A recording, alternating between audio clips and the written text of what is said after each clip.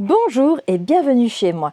Alors aujourd'hui, comme d'habitude, fais-toi ton petit café, ton petit thé, ou ton chocolat chaud, ou ton eau, ton coca, ou autre chose, tout ce que tu veux.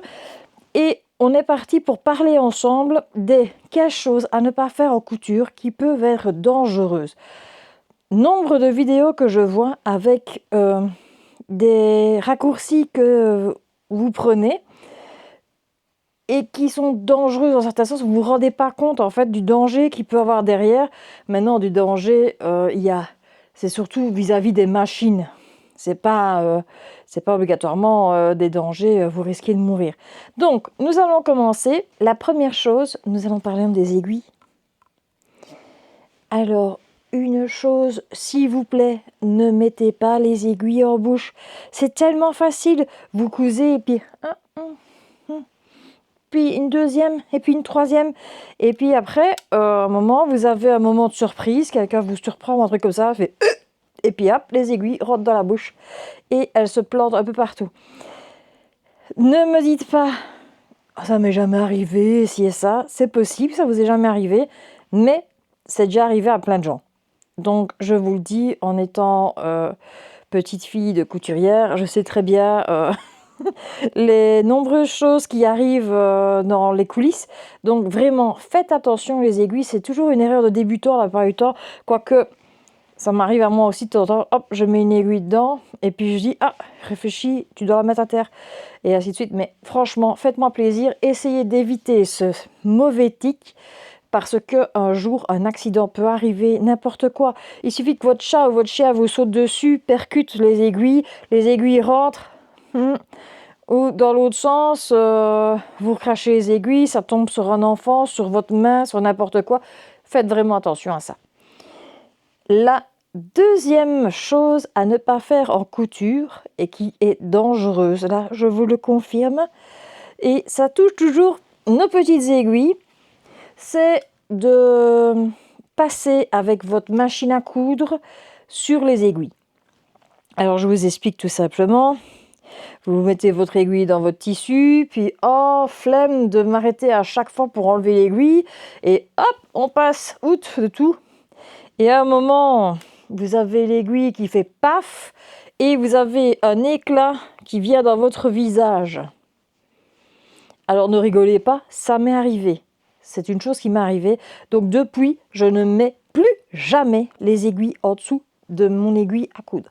Et encore pire, la surjeteuse, ne mettez jamais une aiguille sur la surjeteuse. C'est la catastrophe assurée. Je vous le dis clairement. Faites attention. Attention, les aiguilles, c'est dangereux. Donc, on a fini de parler de fakir. C'est déjà pas mal. On va passer à autre chose, de bien plus sympa. C'est quelque chose que des fois je passe outre aussi et que je ne devrais pas. La troisième chose à savoir, c'est qu'il faut laver ses tissus hormis certaines matières comme le simili, le cuir, des fois le daim. Il y a certaines choses que vous ne pouvez pas laver, que vous devez uniquement passer par les professionnels, hein, bien sûr. On ne va pas vous demander de laver à la machine de l'Angora ou des choses comme ça. Donc voilà. N'oubliez pas, laver un tissu, c'est important. Pourquoi ? Parce qu'il perd la plupart du temps des centimètres. Donc c'est-à-dire que vous faites votre vêtement, il vous va, vous allez même passer votre temps à rectifier pour qu'il vous va à la perfection. Vous le passez à la machine et hop, eh ben voilà, ça ne vous va plus parce qu'il a perdu une taille. Ou vous avez un ourlet plus bas que l'autre, ou ainsi de suite. Ça arrive très souvent et il faut savoir que plus le tissu est qualitatif, plus il va perdre des centimètres. Donc c'est important à savoir ça. Donc n'oubliez pas, lavez vos tissus. C'est vrai que des fois, moi je ne lave pas certains tissus comme le batik parce que des fois j'ai peur qu'il perde cet après un peu rigide pour laver et c'est vrai que je devrais le faire mais c'est vrai que des fois je ne le fais pas. Donc moi aussi, vilaine petite fille. La quatrième chose à savoir sur la couture, c'est que les ciseaux de couturière, ce sont des ciseaux de couturière, pas des ciseaux pour couper un patron, ni pour couper du papier, ni pour couper du plastique, le sachet de bonbons, ni pour n'importe quoi, les cheveux ou n'importe quoi. C'est un ciseau de couturière. On ne l'utilise à rien d'autre. C'est juste fait pour les couturières. Ne jouez pas avec vos ciseaux, sinon vous allez vous y perdre. Je vous ai dit dans la première vidéo de débutant qu'il faut acheter une bonne paire de ciseaux. Si vous achetez une bonne paire de ciseaux et que vous les utilisez pour autre chose que de la couture, c'est dommage, parce que vous allez perdre une paire de ciseaux à 50 € pour rien. La cinquième chose qu'il faut savoir, quand vous commencez la couture ou pas, parce que j'ai des gens qui sont confirmés et que je vois faire cette erreur, vous devez mettre votre patron dans le sens du tissu. Jamais à l'inverse, ni de travers, ainsi de suite. Vous ne pouvez pas jouer à Tetris avec vos pièces de patron, malheureusement. Si vous allez dans un sens, dans l'autre, comme ça, mais pas un sens, un comme ça et un comme ça. Si c'est marqué, si la flèche est marquée comme ça, ne jouez pas. Pourquoi? Parce que beaucoup de gens jouent avec ça, avec les pantalons, entre autres. Et nombre de fois, j'ai vu des gens qui avaient le pantalon qui tournait au niveau des coutures, surtout vers le bas des jambes, parce que en fait, vous n'avez pas été dans le sens du tissu. Les parmentures ne sont pas aussi élastiques qu'elles devraient l'être. Vous avez une pièce de tissu qui est plus élastique que l'autre. Ça arrive très souvent, parce que dans un sens, par exemple, la bengaline, elle est élastique dans le sens de la laise, comme ça, mais dans l'autre sens, elle n'est pas élastique du tout. Donc, vous allez avoir une pièce élastique, une pièce non élastique, et ainsi de suite. Faites vraiment attention à ça, c'est très, très, très important. Le sens du fil. Donc, quand vous regardez un tissu, normalement, le sens du tissu, c'est, vous avez la laise sur le côté, et donc tout le long ça descend. Je vais vous montrer sur un tissu, ce sera beaucoup plus clair. Donc je choisis ce magnifique lin de viscose qui n'est pas du tout voyant, bien sûr. Vous vous doutez bien que j'ai une passion pour le rose fuchsia que je n'avais jamais eu avant, donc voilà. Soit dit en passant, voici la laise, vous l'avez ici. Donc c'est le bord du tissu et le sens c'est par là ou par là. Pas comme ça. Par là ou par là. Pas comme ça. Voilà. Je crois que je l'ai assez dit. La sixième chose à savoir. Alors, je sais qu'il y a beaucoup de gens qui détestent repasser, mais vous devez apprendre à repasser vos tissus. Avant de mettre votre patron dessus, pendant que vous cousez, parce que le problème, c'est que si vous n'ouvrez pas vos marges de couture et ainsi de suite, vous n'avez pas de belle finition. Le fait de repasser, vous voyez aussi où sont les erreurs que vous faites. Si vous faites un petit bec, si vous devez un peu découdre, et ainsi de suite, c'est comme ça que vous voyez tout. Si vous avez aussi des tissus qui sont très très difficiles à repasser et à imprimer le sens que vous voulez.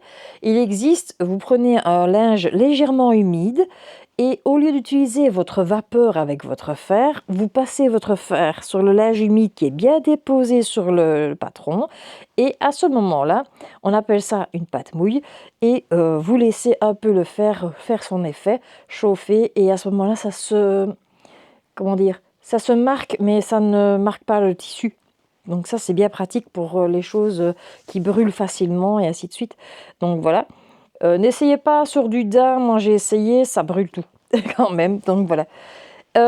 Ça, c'est la sixième chose à savoir. La septième chose à savoir en couture, c'est que bien sûr, il faut changer ses aiguilles de machine régulièrement. Que ce soit la surjeteuse, ainsi que le couteau de la surjeteuse, qui a changé de temps en temps, et bien sûr les aiguilles de la machine à coudre. Il ne faut pas croire qu'avec une aiguille, vous allez faire très très longtemps vous allez faire tous vos projets que vous avez décidés avec une aiguille de machine à coudre. Il faut avoir des aiguilles de rechange. Normalement, c'est 6 projets par aiguille plus ou moins. Sinon, ce qui arrive encore bien, c'est comme quand vous mettez des bacs volants, par exemple, eh ben, l'aiguille va accrocher le tissu et va faire des filantes. Alors, c'est pas très esthétique, surtout quand vous utilisez une viscose ou un satin, ça se voit très très fort. C'est pour ça qu'on conseille toujours que quand vous faites un satin, vous utilisez une microtex, mais une nouvelle. Donc, vous faites bien attention à ça. Vous pouvez vérifier aussi si votre aiguille s'émousse, parce que ça s'appelle s'émousser.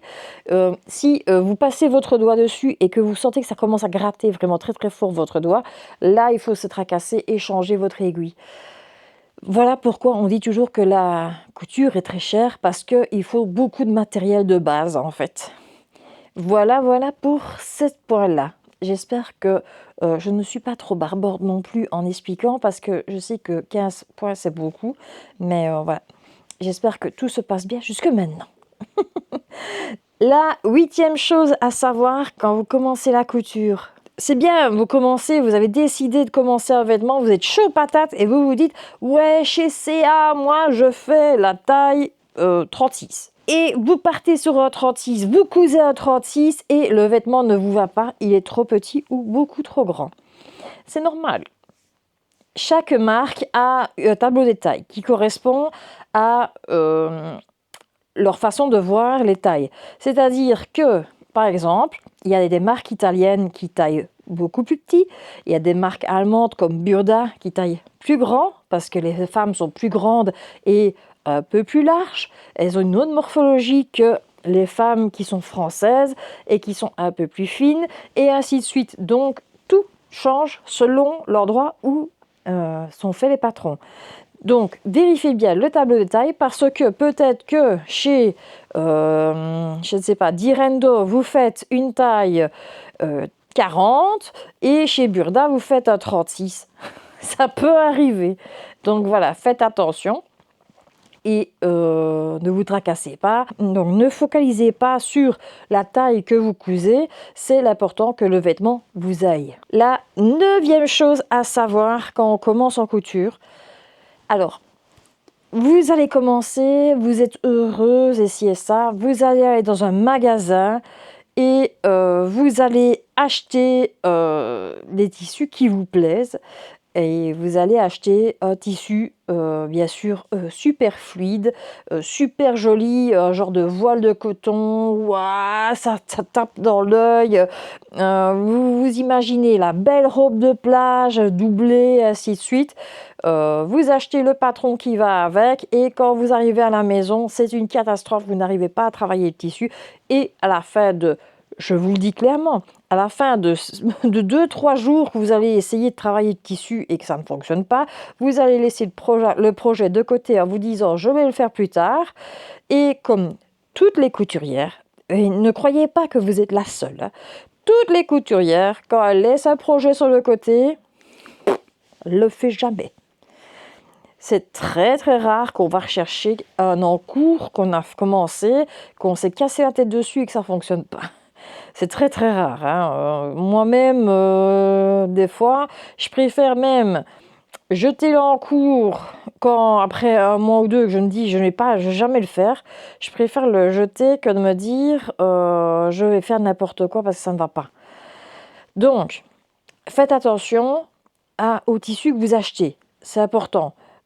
Si vous êtes super débutant, commencez simplement avec une difficulté. Ne prenez pas un satin qui est un tissu assez insaisissable pour travailler alors que vous n'y connaissez pas grand-chose et que vous voulez juste faire une petite blouse ou une petite robe de plage. Prenez un tissu qui va correspondre au patron que vous avez choisi. Donc voilà, ça c'est mon conseil numéro 9. Le conseil numéro 10, que je vois quand même pas mal de couturières ne pas faire et que vous devriez faire. C'est vrai que moi j'ai la chance d'avoir une surjeteuse. La surjeteuse, c'est vraiment une aide bien pratique dans mes travaux puisque ça permet que les tissus ne s'effilochent pas à l'intérieur. Mais vous avez possibilité avec votre machine, si vous faites un petit point éclair, là qu'ils appellent ça le point Harry Potter, tout le monde appelle ça comme ça, vous pouvez faire ce point-là pour aussi terminer le bord de votre tissu. Pourquoi ? Parce que vous allez faire votre vêtement, vous êtes content, ouais, vous le mettez, c'est génial, ça marche. Vous l'avez lavé, vous avez fait toutes les étapes. Et à ce moment-là, quand vous allez le mettre, vous allez vous rendre compte que les côtés s'effilochent. Alors, ça commence comme ça. Et puis après, vous vous dites, c'est pas grave, vous allez couper les petits fils qui dépassent et vous allez bien sûr le mettre au lavage. Et quand vous allez le mettre au lavage, selon le tissu que vous avez choisi, bien sûr, ça va commencer à soit vous allez avoir des longues filoches qui vont apparaître, ou alors vous allez avoir des nœuds carrément de fil à l'intérieur de votre tissu, et ça va être de pire en pire, de pire en pire, et jusqu'au moment où vous commencez à avoir des trous carrément dans votre tissu, parce que vous n'avez pas bloqué en fait le bord de votre tissu. Donc essayez au moins, si vous n'avez pas une surjeteuse, de faire un petit point zigzag sur les côtés, pas les jerseys, hein. Enfin, les jerseys, normalement ça devrait aller, mais essayez de faire un petit point zigzag sur les côtés pour essayer de tenir le tissu quand même, qui ne s'effiloche beaucoup moins. C'est vrai que ça s'effiloche quand même un petit peu, mais beaucoup moins que si vous laissez à l'air libre un tissu et que vous le laissez comme ça. Voilà, ça c'est une autre explication. Donc c'était là. Alors, le prochain point, le point numéro 11. Vous commencez la couture, vous commencez vos premiers vêtements et là vous avez une achetite aiguë, on appelle ça au début. C'est vous allez rentrer dans un magasin de couture ou sur un marché ou n'importe et vous avez envie d'acheter tout et n'importe quoi. Et ça va être de tout. Je vous le dis clairement, hein, ça va être du jersey. Vous allez tomber amoureuse de certains tissus, les coloris, les dessins dessus, ainsi de suite. Et les vendeurs, bien sûr, parce que tous les vendeurs ne sont pas éthiques, il y en a certains qui vont vous laisser faire et vous laisser acheter n'importe quoi parce que soit ils n'en ont rien à kicker complètement de ce que vous faites, ou alors tout simplement parce qu'ils ne savent pas, ils n'osent pas vous poser la question, est-ce que vous êtes débutante, vous ne l'êtes pas. Donc, et vous allez prendre peut-être 1 mètre de tissu à tel, 1 mètre de ci, 1 mètre de ça, et après quand vous allez arriver au moment où vous allez rentrer chez vous, et après, vous allez vouloir faire des associations patron tissu. Déjà, vous n'allez peut-être pas y arriver parce que vous n'avez pas pris le bon métrage. Les tissus que vous avez choisis sont trop compliqués à travailler au départ. Et il y a beaucoup de choses comme ça qui restent dans l'armoire et vous les laissez sur le côté. Et puis vous vous dites, je les ferai plus tard parce que ça ne correspond pas à ce que je fais maintenant. Et puis après, le truc, c'est que vous vous rendez compte après que vous n'avez pas le bon métrage, mais le tissu n'existe plus au magasin. Je sais que ça fait beaucoup, hein, que des fois, c'est pas comme ça, mais voilà, ici, c'est comme ça. Donc, essayez de, quand vous achetez, d'avoir la chose que vous voulez faire avec en visuel. Donc, si vous achetez un certain tissu, par exemple, quand j'ai acheté ce tissu, je savais que je voulais faire une salopette. C'est une salopette qui veut aller dedans. Je n'ai que cette idée-là. Ici, j'ai décidé parce que voilà, j'ai un spectacle qui va se faire qui va se faire bientôt. Donc, je vais me faire ma salopette de clown et je suis assez contente de la faire. Et c'est ce tissu-là, j'ai choisi ce tissu-là pour faire ça. Ça fait longtemps qu'il est dans la garde-robe parce que je n'ai pas trouvé la salopette qui me correspondait. Il y en avait une sur LMV, donc la Maison Victor, mais elle ne me convenait pas. Ici, j'en ai trouvé une gratuite. Je me dis, je vais la faire.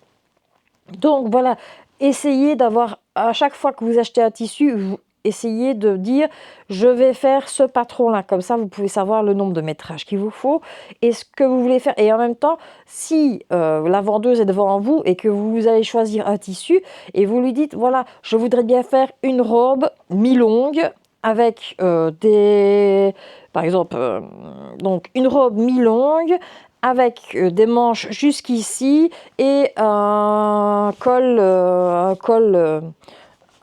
marinière ou n'importe, enfin, un col en V par exemple, tout simplement.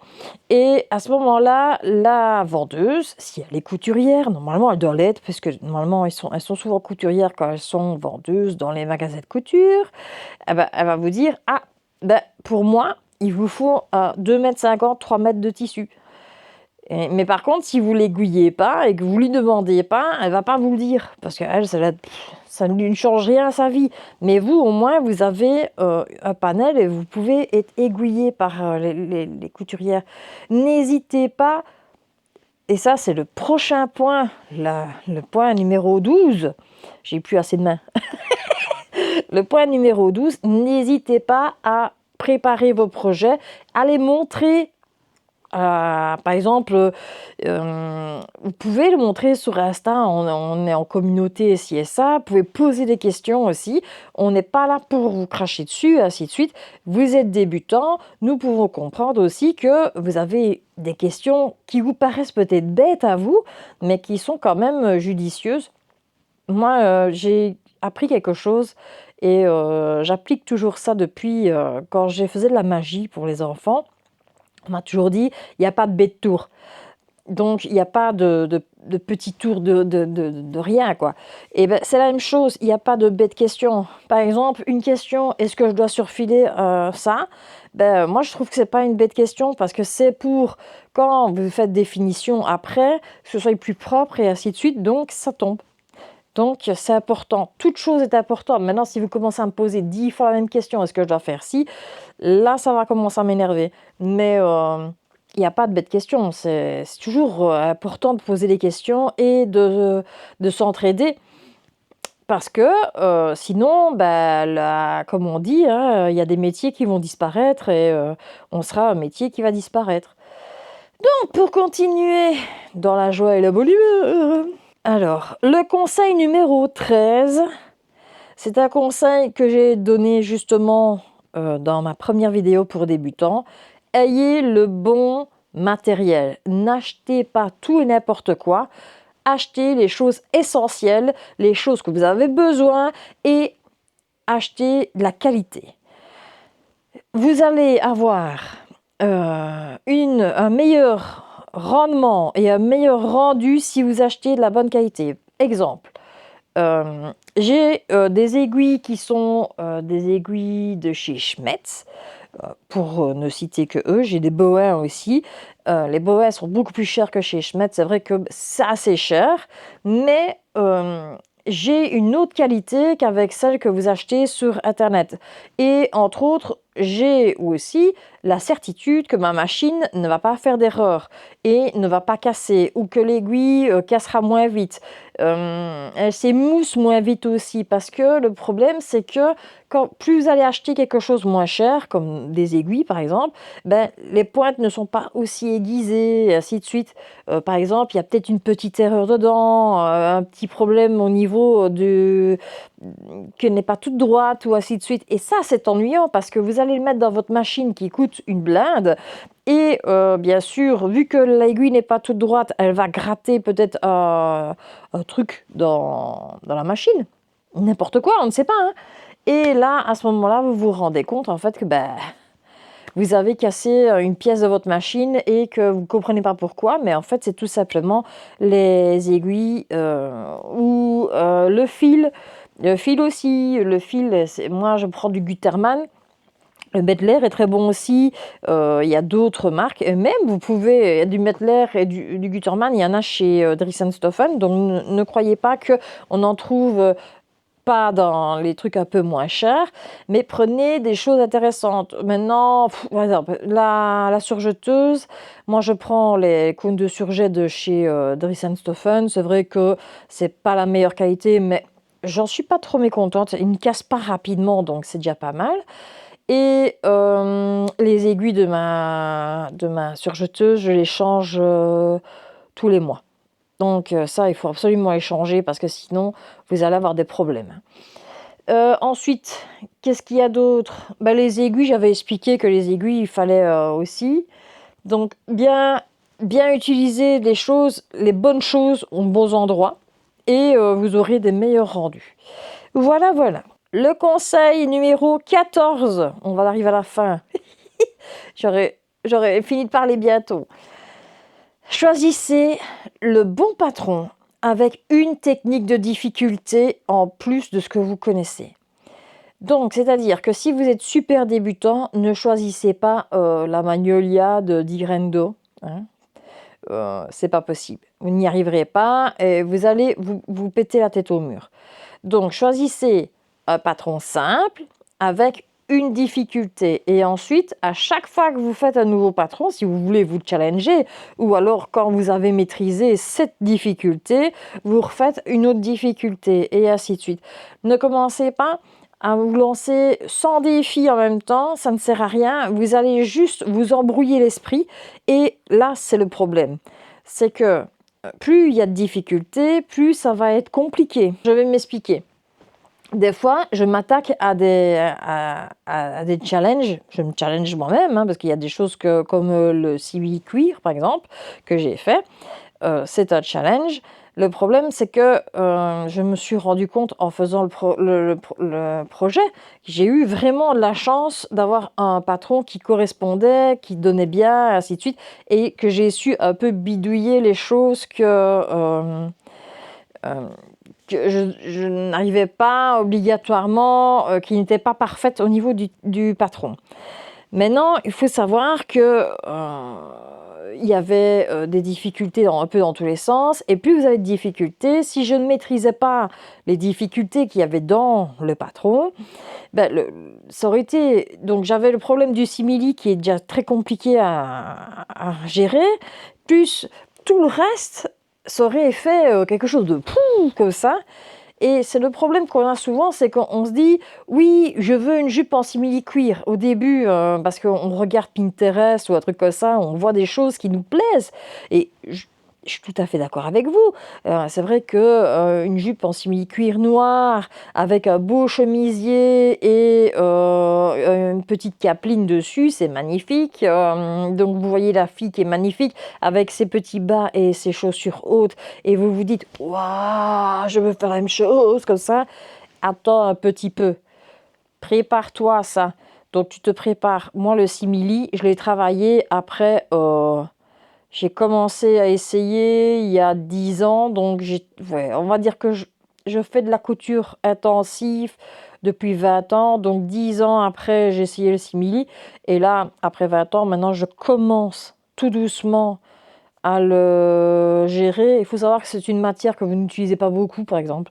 Donc, ne commencez pas à moins que vous vouliez faire des sacs en simili-cuir, essayez ça. Mais alors, à ce moment-là, partez sur le cuir. C'est beaucoup plus beau. Mais voilà, quoi. C'était mon expérience pour les patrons avec une technique.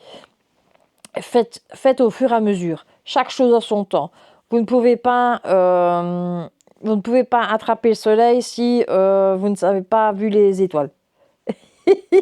Ça ne veut pas rien dire en fait. Vous ne saurez pas écrire des mots si vous ne savez pas écrire les lettres. Voilà, en gros. Et on repart là-dessus. La 15e chose que je vous dis, le 15e conseil que je vous donne, ne changez pas le patron. Ne faites pas du patronage tout seul.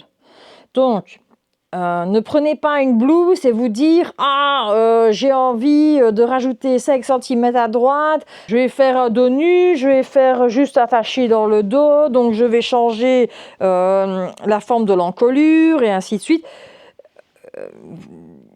Il y a une chance sur 10 que vous réussissiez votre truc. Votre bidouillage, on va être clair, parce que c'est un bidouillage. Il y a une chance sur 10 que vous réussissez votre bidouillage, et il y a 9 chances sur 10 que ce soit très moche et que ça parte dans tous les sens. Donc, n'oubliez pas, posez les questions. On est là, on est toutes là. Posez-nous des questions. on peut répondre à une demande ou une autre. Maintenant, ne posez pas 100 fois la même question parce que ça va m'énerver, mais voilà. Vous y connaissez pas, vous apprenez, entre autres, et c'est l'important, c'est d'apprendre tous ensemble. Ne vous jetez pas dans la gueule du lion, et puis après que vous allez être dégoûté parce que ça ne va pas. Il y a un dernier petit conseil que je vais vous donner. Et celui-là, c'est pour votre sécurité au niveau de la machine à coudre. On va se déplacer à la machine à coudre et je vais vous montrer quelque chose. Quelque chose que je vois encore bien faire et que il faut vraiment faire attention à ce niveau-là parce que c'est dangereux. Hop.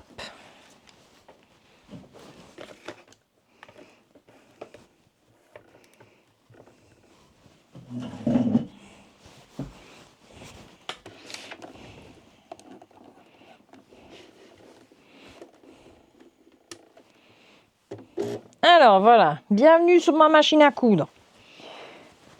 J'ai pris un morceau de tissu, hein. Voilà, comme ça.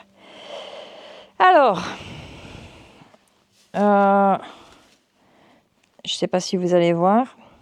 Donc, vous êtes en train de coudre. C'est bon, hein, oui, c'est pas flou. Ok, vous êtes en train de coudre. Je vois beaucoup de gens qui rapprochent beaucoup ses mains du pied de biche. Le problème, c'est que vous avez l'aiguille ici. Alors, beaucoup de couturières, pas moi, mais ma grand-mère, s'est déjà rentré une aiguille dans le doigt, comme ça. Elle fait le fakir, hein, bien sûr. Donc, faites attention. Moi, ce que je conseille, c'est quand vous débutez, vous mettez au plus loin les deux mains. Hop, vous partez. Voilà.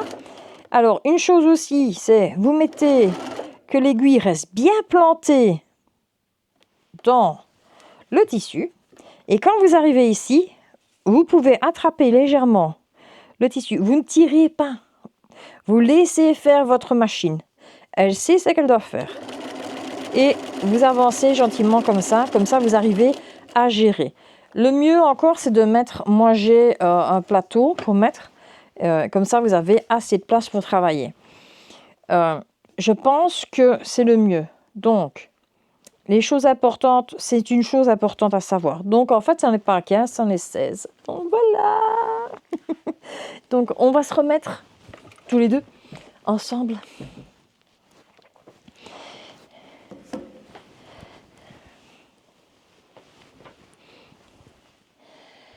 Alors, j'espère que cette vidéo t'a plu. Alors, je sais que beaucoup sur ma chaîne ne sont pas débutantes, beaucoup sont intermédiaires. Maintenant, j'ai les débutantes, donc je préfère donner des clés aux gens qui veulent commencer. On ne sait jamais que quelqu'un tomberait sur la vidéo et se dirait c'est vrai, moi je ne m'y connais pas assez et j'ai besoin d'explications, c'est important. Donc voilà pourquoi je fais cette vidéo. Et maintenant, nous arrivons au moment où nous allons faire un peu de blabla. Si tu as aimé la vidéo, eh bien tout simplement, tu peux aimer en dessous. Tu mets un petit pouce pour moi, j'aime. Si tu n'es pas abonné, abonne-toi. On est de plus en plus et ça me fait grandement plaisir. Et entre autres, quand on fait les lives le dimanche, on peut se permettre d'être de plus en plus à parler ensemble et justement à s'entraider. Donc, quand tu as des questions, par exemple, de débutants, tu peux les poser et le chat peut te répondre aussi. Donc, il n'y a pas que moi. Et ça, c'est chouette parce que l'avis de plusieurs couturières est plus important que l'avis d'une couturière. C'est important. Donc, ensuite, tu peux booster la vidéo. Il paraît que c'est à la mode, donc tu peux booster. Donc, tu boostes. Et je te fais une petite danse comme ça, là. Je fais attention parce que j'ai une gaine de contention. J'ai mal de mon dos, donc je dois faire attention parce que j'ai la gaine de Robocop jusque-là. Donc, c'est ça que je suis un peu raide. Et ensuite, après tout ça, ben, tu me laisses un commentaire, laisse-moi un commentaire pour me dire ton expérience, qu'est-ce que tu en penses de vidéos comme ceci. C'est vrai que c'est des vidéos fort blabla. J'aurais bien souhaité l'agrémenter d'un peu de acturing que je fais, mais je trouve que des fois, il vaut mieux juste faire le blabla. Parce que moi, avec plein d'aiguilles dans la bouche, je suis capable de rigoler, d'aspirer les aiguilles et justement de faire ce que je ne dois pas faire. Je me voyais déjà le faire, donc c'est ça que je ne l'ai pas fait. Mais c'est vrai que j'ai voulu faire des exemples, je voulais faire des personnages exemples qui fait les erreurs. Et puis je me suis dit non, j'ai pas envie de passer une aiguille en dessous de ma machine à coudre. Je me suis déjà ramassé une fois ici, juste ici en fait, je me suis ramassé une pointe d'aiguille et elle est vraiment rentrée dans la peau. Ils ont dû aller la rechercher avec un petit scalpel. C'est horrible et j'ai failli l'avoir dans les yeux. J'ai eu de la chance d'avoir des lunettes et que c'est bien tombé, surtout.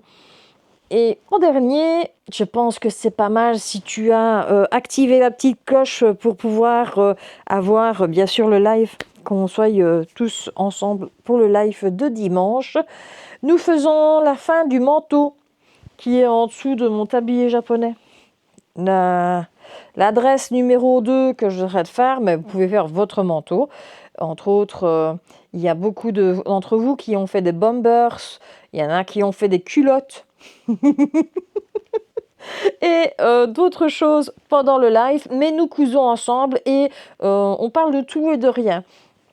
Aussi, j'ai enlevé les rediffusions des lives parce que je pensais peut-être les télécharger et les rendre un peu plus digestes pour les gens qui n'ont pas vu le live, de les diminuer en taille en fait, que y ait l'essentiel.